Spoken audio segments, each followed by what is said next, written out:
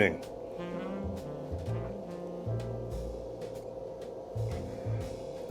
I tried a small batch straight bourbon last night that I hadn't tried before, and I really enjoyed it. So I thought I'd let you know about it. It's a Smoke Wagon, small batch, high rye, straight bourbon. Basically, it's a blend of some aged, maybe up to 8 years, and some younger barrels, casks of bourbon to arrive at a blend that meets the Smoke Wagon folks' specifications.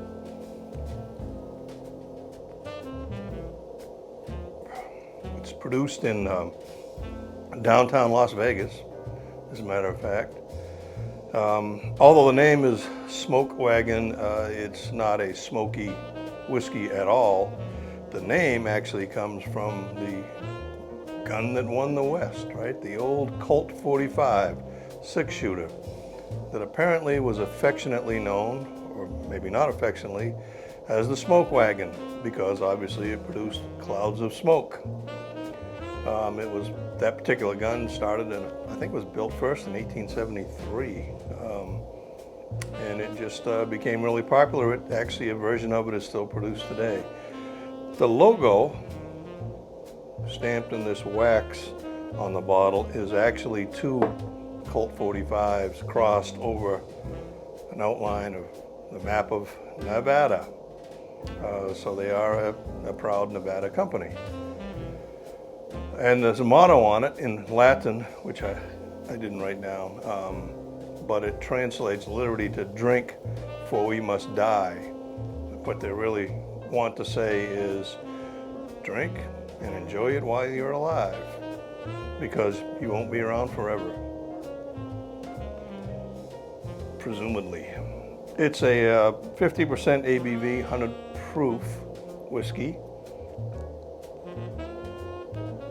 60% corn in the mash bill, 36% rye, and 4% barley. So it's a combination we've seen in other whiskeys, but this one works out very well. It on the nose, it's a very sweet smelling bourbon. Honey comes to mind right away, and brown sugar even.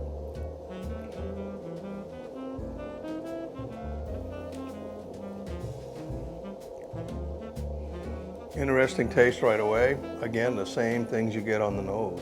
Vanilla, honey, caramel, even some brown sugar.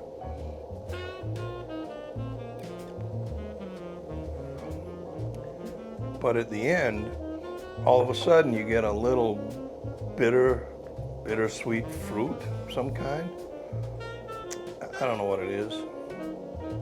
I'm not that much of a fruit expert, I guess. But you also get a little spice. I don't know, white pepper comes to mind a little bit on the finish. And then you get the traditional kind of oak that comes in with bourbon. So it's a pretty complex, surprisingly. Especially, and we always talk about the value per dollar. I guess that's the definition of value. It's $48 for this bottle. You can't always find it. It has become very popular.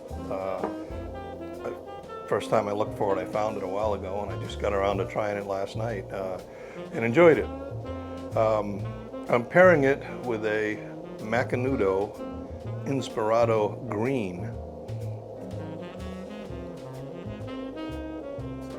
which draws pretty hard, so I'm going to have to work to keep it going. It's a Brazilian wrapper. It's pretty smooth.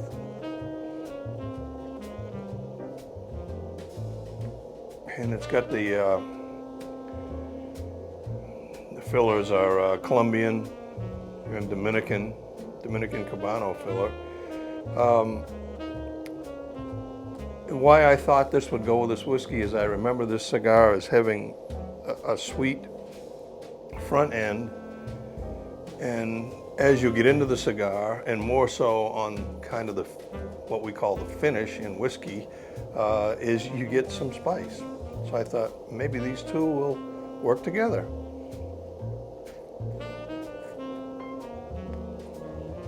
Well, let's find out.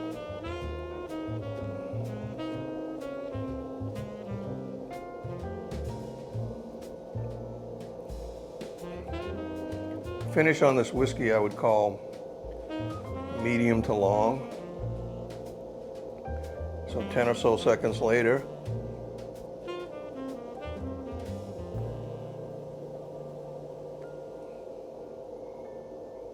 oh yeah, this cigar is really a medium at best. It's not a real strong cigar, surprisingly, given the dark color. I take that back. This is a medium, almost bold cigar. I was thinking of the way it finishes, then it goes away very quickly with this whiskey, which is interesting.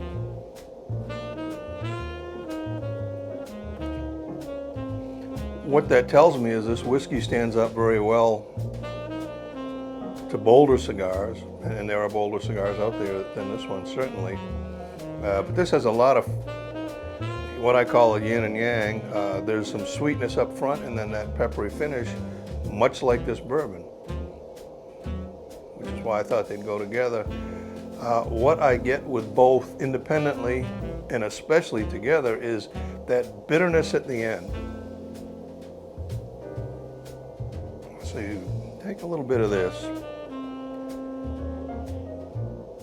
And right about there, you start to taste this bitterness on your tongue.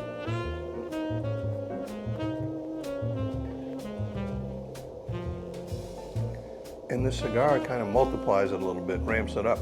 Now, it's not unpleasant. It's just another characteristic, another flavor, if you will. It could be sweet, it could be spicy, it could be any number of things. In this case, both of them leave a little bit of bitterness behind.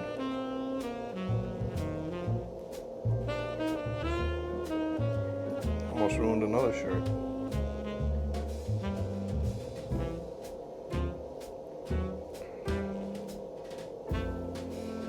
This actually works okay too. I've said before, 95% of the time I think tasting the whiskey, following it with a cigar is probably the optimal progression. However, in this case, the cigar first actually might work a little better.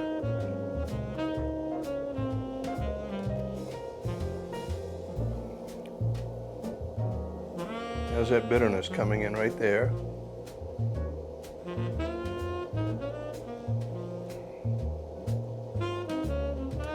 And then the whiskey brings it back to, it takes the bite out of the bitterness, and it gets a little sweet, and then it gets even more bitter. So it's interesting.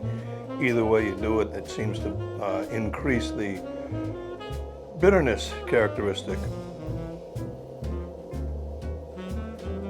But I'm not objecting to it at all. I think it's an interesting flavor, interesting component. Don't mind it at all. What is nice about this combination compared to some of the other ones I've done is the cost. As I said, $48 for a bottle of the Smoke Wagon, which brings you in at about $2.85 for our standard, we call it a dram. It's about 1.5 ounces. I didn't measure it, close enough. But the cigar is only $6.75. I say only, that's less than, it seems like most of the cigars I end up looking at. So the combination of a drink and a cigar, $9.60. About the cost of your average domestic beer in a local tavern. So it's, in my opinion, a relatively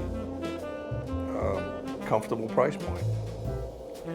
I will spend $12.44 tonight because I'll probably have a second one of these to fully enjoy the cigar.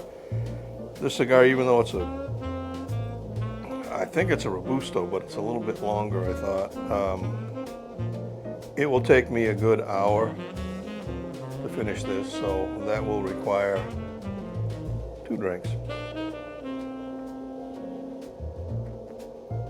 I have a second cigar tonight, I think I will pair it with another version of this Smoke Wagon. They also have, and I have a bottle of their rye whiskey, but also an uncut and unfiltered bourbon. And I think I might try that one next. And there are numerous cigars that I would pair with this whiskey. One of them would probably be the Diesel Sherry Cask Whiskey Row offering. Another one would be this, can't remember what it is, Monte Cristo White, which even though it's a Ecuadorian Connecticut wrapper, on the lighter side, and it's a mellow to medium cigar, but it has a lot of character. It has honey sweetness to it, some ginger and pepper on the finish, which I always think typically goes well with a rye. And given that this is a high rye bourbon, I believe that would be a good combination too. So if somebody wants to give that a try, let me know. So that's all I have on this one this evening. Give it a try. Let me know if you agree, disagree, don't care, or want me to try something else. On second thought,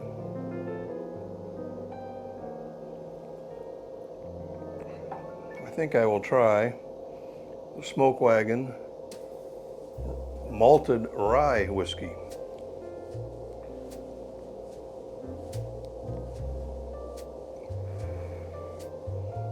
Ooh, 116 or so proof, a little over 117 actually.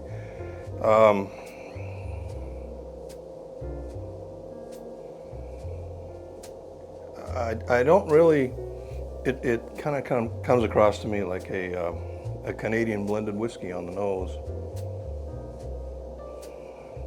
I got some sweetness in there and definitely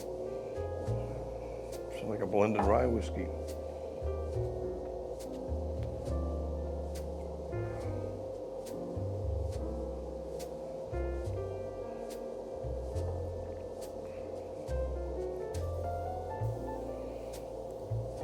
You can definitely tell the proof. The proof does come out in that.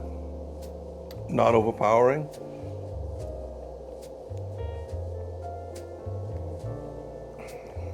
And it works with this cigar.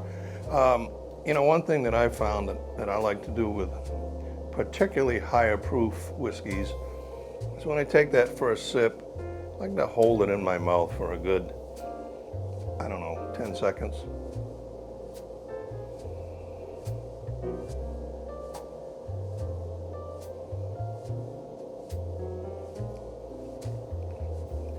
And if the burn of a higher proof whiskey bothers you a little bit, you find it uncomfortable, holding it in your mouth for about 10 seconds lets your system get acclimated and ready for it. And then when you swallow it, you don't get anywhere near as much of that burn. In fact, I'm not getting any at all, which is surprising. Burn my tongue a little bit, but not as it goes down your esophagus. I don't feel that familiar little heat growing there. So it's interesting. I don't find as much variety in the flavor as I did with the bourbon. Not unusual for a higher proof whiskey. It is sweet to my taste for a rye whiskey, where most normally I would expect it to be a little less sweet and more peppery. However, it must have some barley in it, and I will put the mash bill up here if I can find it. But it must have some barley in it. If it doesn't, it's making me think it does. I mean, this definitely has the malted whiskey personality. It wants you to know it's there. While there is some flavor, it's not real bold because of the higher proof. I imagine if I added a little bit of water to this, it would probably change it a little bit. I typically put in something like 8 or so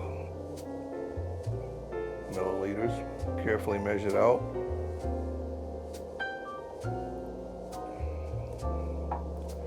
Yeah, that didn't really do a whole lot. I put a little too much in that, but it didn't change it a lot. But now, believe this or not, adding a little bit of water, now I'm actually getting more burn than I got without the added water. You add the water to release some of the oils, insolubles in there to actually get more flavor out of it. And it works for many whiskeys, particularly higher proof ones. So that said, how does it go with a cigar? Probably okay.